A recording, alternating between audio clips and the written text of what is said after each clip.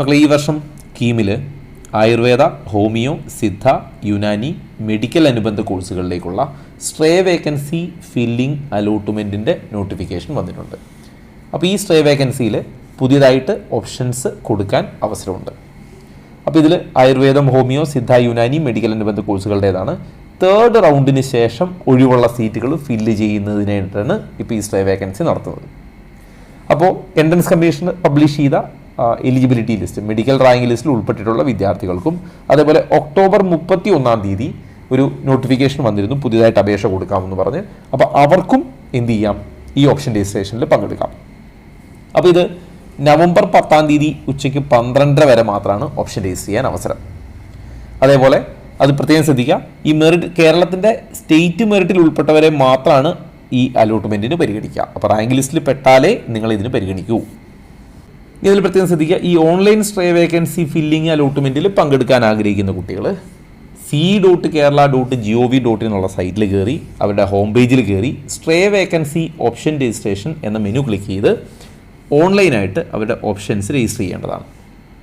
ഇനി ഈ stray വേക്കൻസിയുടെ programme നടന്നുകൊണ്ടിരിക്കുമ്പോൾ ഉണ്ടാവാനുള്ള ബാക്കി എല്ലാ ഒഴിവുകളും ഈ റൗണ്ടിൽ തന്നെ ഫില്ല് ചെയ്യുമെന്നുള്ളത് കൊണ്ട് താല്പര്യമുള്ള എല്ലാ കോളേജും എല്ലാ കോഴ്സും ഓപ്ഷൻ നൽകാൻ ശ്രദ്ധിക്കണം. പ്രത്യേകം ശ്രദ്ധിക്കുക, അലോട്ട്മെൻറ്റ് കിട്ടിയാൽ ജോയിൻ ചെയ്യുമെന്ന് ഉറപ്പുള്ള കോളേജും കോഴ്സും മാത്രമേ ഓപ്ഷനിൽ കൊടുക്കാവൂ. അത് പ്രത്യേകം ശ്രദ്ധിക്കണം. ഇനി സ്ട്രേ വേക്കൻസിയുമായിട്ട് ബന്ധപ്പെട്ട പ്രധാനപ്പെട്ട ശ്രദ്ധിക്കേണ്ട കാര്യങ്ങൾ: ഒന്ന്, തേർഡ് റൗണ്ട് അലോട്ട്മെൻറ്റിനെ തുടർന്ന് കോളേജുകളിൽ പ്രവേശനം നേടിയവർക്ക് സ്ട്രേ വേക്കൻസിയിൽ പങ്കെടുക്കാൻ അർഹതയില്ല. തേർഡ് റൗണ്ടിൽ നിങ്ങൾക്കൊരു സീറ്റ് കിട്ടിയാൽ ഇതിൽ നിങ്ങൾക്ക് പാർട്ടിസിപ്പേറ്റ് ചെയ്യാൻ പറ്റില്ല. അതേപോലെ തേർഡ് റൗണ്ട് അലോട്ട്മെൻറ്റ് കിട്ടിയിട്ടും ജോയിൻ ചെയ്യാത്തവരെയും ഇതിൽ പങ്കെടുപ്പിക്കില്ല, അല്ലെങ്കിൽ അവർക്കും യോഗ്യതയില്ല. അതേപോലെ phase 1, round 1, round 2, round 3, phase 1, phase 2, phase 3 ഈ അലോട്ട്മെൻറ്റുകളിൽ അല്ലെങ്കിൽ ഈ റൗണ്ടുകളിൽ അലോട്ട്മെൻറ്റ് കിട്ടുകയും ഇപ്പോഴും പ്രവേശനത്തിൽ തുടരുന്നതുമായിട്ടുള്ള കുട്ടികൾക്കും സ്ട്രേ വേക്കൻസിയിൽ പങ്കെടുക്കാൻ പറ്റില്ല. അപ്പം നിങ്ങളുടെ കയ്യിൽ ഒരു സീറ്റ് ഉണ്ടെങ്കിൽ നിങ്ങൾക്ക് പങ്കെടുക്കാൻ പറ്റില്ല. അതായത് ആയുഷ് കോഴ്സുകളിൽ ഏതെങ്കിലും സീറ്റ് കയ്യിലുണ്ടെങ്കിൽ പറ്റില്ല. അതേപോലെ തന്നെ മൂന്നാമത്തെ റൗണ്ടിന് ശേഷം നിങ്ങളൊരു കോളേജിൽ തുടരുന്നുണ്ടെങ്കിലും പറ്റൂല. മൂന്നാമത്തെ റൗണ്ട് കിട്ടിയിട്ട് എടുത്തില്ലെങ്കിലും നിങ്ങളെ ഇതിൽ പങ്കെടുപ്പിക്കില്ല. അതേപോലെ ഓൾ ഇന്ത്യയുടെ ഇന്നെലിജിബിൾ ലിസ്റ്റിൽ ഉൾപ്പെടുന്ന കുട്ടികളെയും അല്ലെങ്കിൽ ഉൾപ്പെട്ട കുട്ടികളെയും ഇതിൽ നിന്ന് പുറത്താക്കും. ഇനി സ്ട്രേ വേക്കൻസിയിൽ നിങ്ങൾക്കൊരു സീറ്റ് കിട്ടിയാൽ ആ സീറ്റ് പിന്നീട് ചേഞ്ച് ചെയ്യാൻ, അടുത്ത സ്ട്രേയിൽ മാറ്റാനൊന്നും പറ്റില്ല. കിട്ടിയാൽ അത് കൺഫേം ആണ്. നിങ്ങൾ അക്കാര്യത്തെക്കുറിച്ച് ടെൻഷൻ ആവേണ്ട കാര്യമില്ല. കാരണം c.kerala.gov.in സൈറ്റിൽ കയറി നിങ്ങൾ കാൻഡിഡേറ്റ് പോർട്ടൽ വഴി നിങ്ങളുടെ ഡീറ്റെയിൽസ് കൊടുത്ത് ഫീ പേ ചെയ്യാൻ നോക്കുമ്പോൾ അതിൽ നിങ്ങൾക്ക് ഡിസ്പ്ലേയിൽ കാണിക്കും എത്രയാണ് നിങ്ങൾക്ക് ബാധകമായ രജിസ്ട്രേഷൻ ഫീ എന്ന്. അതുകൊണ്ട് എത്രയാണ് ഞാൻ അടയ്ക്കേണ്ടത്, ഇപ്പോൾ ഞാൻ OEC കാൻഡിഡേറ്റ് ആണ്, അല്ലെങ്കിൽ ഞാൻ എത്രയാണ് അടയ്ക്കേണ്ടി വരിക എന്നുള്ള ടെൻഷനില്ല. നിങ്ങൾക്ക് അവിടെ ഓൾറെഡി ഡിസ്പ്ലേ കാണിക്കും എത്രയാണ് നിങ്ങൾ അടയ്ക്കേണ്ടി വരിക എന്ന്. ഇനി സ്ട്രേ വേക്കൻസി അലോട്ട്മെൻറ്റ് കിട്ടുന്ന കുട്ടികളുടെ രജിസ്ട്രേഷൻ ഫീ നിങ്ങളുടെ ഫീസ് ഇനത്തിൽ വകയിരുത്തിക്കൊള്ളും. ഇനി നിങ്ങൾക്ക് സീറ്റ് കിട്ടിയിട്ടില്ല എങ്കിൽ ഈ പ്രോഗ്രാം എല്ലാം അവസാനിച്ചതിന് ശേഷം റീഫണ്ടും വരും. ഇനി സ്ട്രേ വേക്കൻസിയിൽ നിങ്ങൾക്ക് അലോട്ട്മെൻറ്റ് കിട്ടുകയും നിങ്ങൾ ആ സമയത്ത് പ്രവേശനം നേടാതിരിക്കുകയും ചെയ്യുകയോ അല്ലെങ്കിൽ പ്രവേശനം നേടിയിട്ട് റിസൈൻ ചെയ്യുകയോ ചെയ്താൽ പെനാൽറ്റി ആയിട്ട് കണ്ട് ഈ 5000 തിരിച്ചു തരില്ല. അപ്പോൾ അത് നഷ്ടപ്പെടും. ഇനി അലോട്ട്മെൻറ്റ് ഷെഡ്യൂൾ നോക്കുക.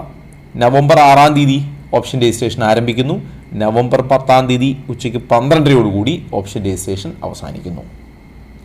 ഇനി നവംബർ 11 പ്രൊവിഷണൽ അലോട്ട്മെൻറ്റ് പബ്ലിഷ് ചെയ്യും. നവംബർ 12 ഫൈനൽ അലോട്ട്മെൻറ്റ് പബ്ലിഷ് ചെയ്യും. നവംബർ 13 തുടങ്ങി നവംബർ 15 വൈകിട്ട് 4 മണി വരെ നിങ്ങൾക്ക് കോളേജിൽ ജോയിൻ ചെയ്യാം. ഇനി ഈ റൗണ്ടിൽ അലോട്ട്മെൻറ്റിന് ശേഷം വീണ്ടും സീറ്റ് ബാക്കിയായാൽ അത് രണ്ടാം ഘട്ട സ്ട്രേ വേക്കൻസി ഫില്ലിങ്ങിലെ അലോട്ട്മെൻറ്റിലൂടെ നടത്തും. അപ്പോൾ ആദ്യം തന്നെ പറഞ്ഞിട്ടുണ്ട്, നിങ്ങൾക്ക് കൊടുക്കാനുള്ള എല്ലാ ഓപ്ഷൻസും കൊടുത്തു വയ്ക്കുക. അങ്ങനെയാണെങ്കിൽ പാരലലി അത് അലോട്ട് ആയിക്കോളും. ഇനി പുതിയ എന്തെങ്കിലും ഒരു അപ്ഡേറ്റ് അതിന് കൂടെ വരികയാണെങ്കിൽ ഞാനത് കമ്മ്യൂണിറ്റിയിൽ പോസ്റ്റ് ചെയ്യാം. കമ്മ്യൂണിറ്റിയുടെ ലിങ്ക് ഞാൻ ഇതിൻ്റെ കമൻറ്റ് ബോക്സിൽ പിൻ ചെയ്തിട്ടുണ്ട്. അതുപോലെ ഒക്ടോബർ 31 ഒരു പുതിയ നോട്ടിഫിക്കേഷൻ വരികയും കുറേ കുട്ടികൾക്ക് പുതിയതായിട്ട് അപേക്ഷിക്കാനുള്ള സാവകാശം കൊടുക്കുകയും ചെയ്തിരുന്നു.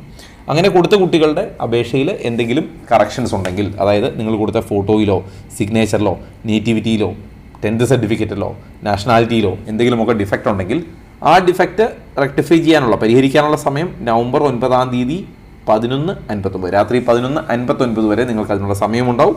11:59 രാത്രി. ഇനി അതിന് നിങ്ങൾ c.kerala.gov.in എന്നുള്ള സൈറ്റിൽ കയറി നിങ്ങൾക്ക് കീം 2025 കാൻഡിഡേറ്റ് പോർട്ടൽ ക്ലിക്ക് ചെയ്താൽ നിങ്ങളുടെ ആപ്ലിക്കേഷൻ നമ്പറും പാസ്വേഡ് കൊടുത്ത് ലോഗിൻ ചെയ്ത് നിങ്ങളുടെ പ്രൊഫൈലിൽ കയറാം.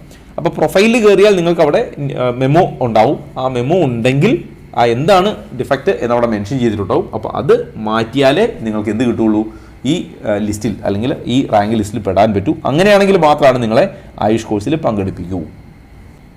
അതുപോലെ ശ്രദ്ധിക്കുക, ഒക്ടോബർ 31 നോട്ടിഫിക്കേഷൻ പ്രകാരം പരീക്ഷാ കമ്മീഷണർക്ക് ഓൺലൈൻ അപേക്ഷ കൊടുക്കുകയും NDA നടത്തിയ നീറ്റ് UG പരീക്ഷയിൽ യോഗ്യത നേടുകയും ചെയ്ത കുട്ടികൾക്ക് അവരുടെ നീറ്റ് UG ഫലം ഓൺലൈനായിട്ട് സമർപ്പിക്കുന്നതിനുള്ള സമയമുണ്ട്. അതിനുള്ള സമയവും നവംബർ 9 രാത്രി 11:59 വരെ മാത്രമാണ്. അപ്പോൾ ആ സമയത്ത് നിങ്ങൾ ഡീറ്റെയിൽ നിങ്ങളുടെ നീറ്റ് UGയുടെ സ്കോറും മറ്റും കൊടുക്കുകയാണെങ്കിൽ നിങ്ങളെ റാങ്ക് ലിസ്റ്റിൽ പെടുത്തുകയും ഈ ആയുഷ് കോഴ്സുകളിൽ മാത്രമായിട്ട് നിങ്ങളെ പരിഗണിക്കുകയും ചെയ്യും. ഇനി ഇതുമായിട്ട് ബന്ധപ്പെട്ട മറ്റ് അപ്ഡേറ്റുകൾ എന്തെങ്കിലും വരികയാണെങ്കിൽ ഞാൻ ഈ കമ്മ്യൂണിറ്റിയിൽ പോസ്റ്റ് ചെയ്യാം. കമ്മ്യൂണിറ്റിയുടെ ലിങ്ക് ഞാൻ എല്ലാ വീഡിയോയുടെയും താഴെ ചെയ്യുന്ന പോലെ ഇതിൻ്റെ താഴെയും പിൻ ചെയ്തിട്ടുണ്ട്. ബാക്കി അപ്ഡേറ്റുകൾ വരുന്ന മുറയ്ക്ക് കമ്മ്യൂണിറ്റിയിൽ പോസ്റ്റ് ചെയ്യാം. എൻട്രൻസ് സംബന്ധമായ വാർത്തകളും അപ്ഡേഷനുകളും ഏറ്റവും വേഗം ആധികാരികമായി അറിയാൻ സബ്സ്ക്രൈബ് ചെയ്യുക, ബെൽ ഐക്കൺ അമർത്തുക. ഈ വീഡിയോ മറ്റു സുഹൃത്തുക്കളിലേക്കും ഷെയർ ചെയ്ത് നൽകുക.